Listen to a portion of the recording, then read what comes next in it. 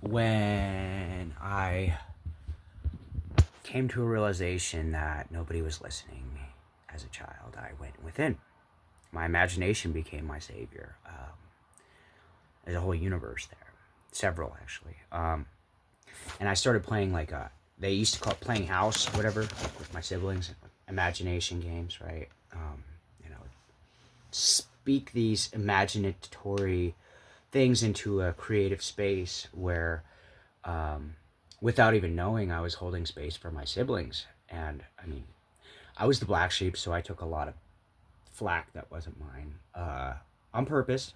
I'm the oldest boy in the family out of a family of 11 children. I have four older sisters. So I was the younger, older brother either way. That's a lot of weight. And I think I just knew early on that that was my responsibility. And uh,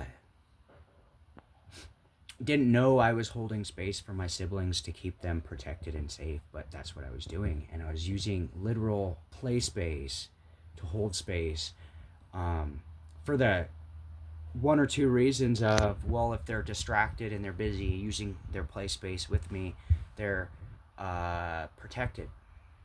Um, and so it was like, but I don't understand these things.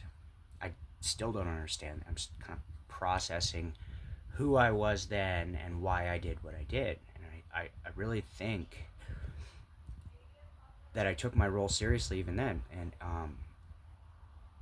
being imaginatory, like, for example, everything that we have, that we own, is something that was created by the imagination of man, or tapped into some other realm, the ethers, heaven, hell, wherever.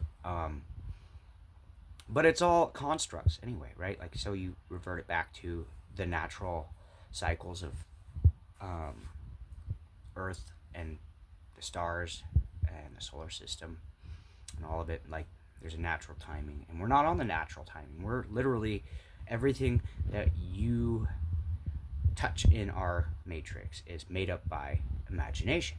So if that's possible, why can't we go back to the beginning and create whatever we want?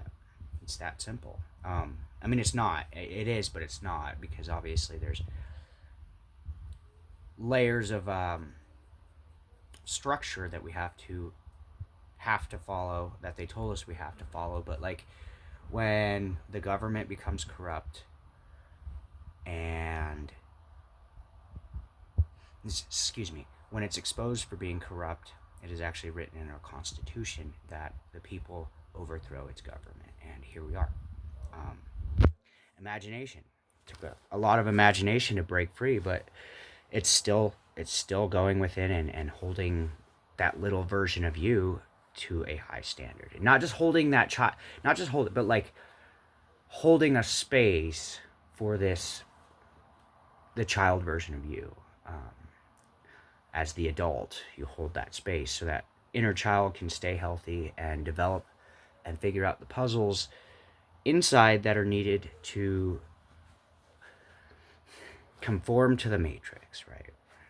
Um, and I still play imagination games. Like, that's where I'm at. That's where I'm tapping into my creative flow. But when I was 13, my dad finally told me, like, you can't be playing these imagination games anymore because people will laugh at you. And that was just the programming that I had to hear.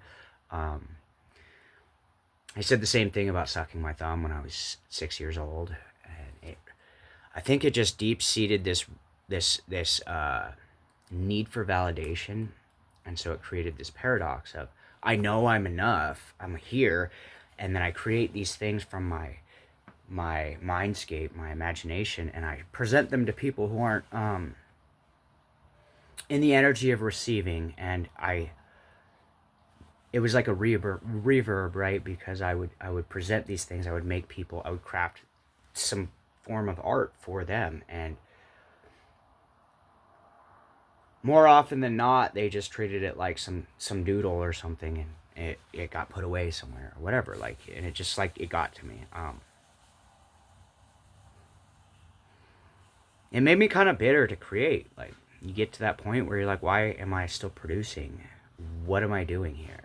Like, you get to a point where you realize you're not doing it for them anymore. You're doing it for you because you like it. And I thoroughly enjoy being a creative, and I do believe the way out of the old ways is to use radical imagination, and even if it's not public, like start a journal, start some private sketches, and just you can go back through your development. You can take all of those things and you watch the progression, and you just use yourself as your own learning curve, because when all of our forms of leadership have been corrupted by the matrix, you have to invent a whole new thing that works for you. And relentlessly imaginatory has been helpful. I have several mediums to create, and sometimes I don't know what I'm going to create or why. I just start to move. I just go with spirit. And the way you get there is just consistency.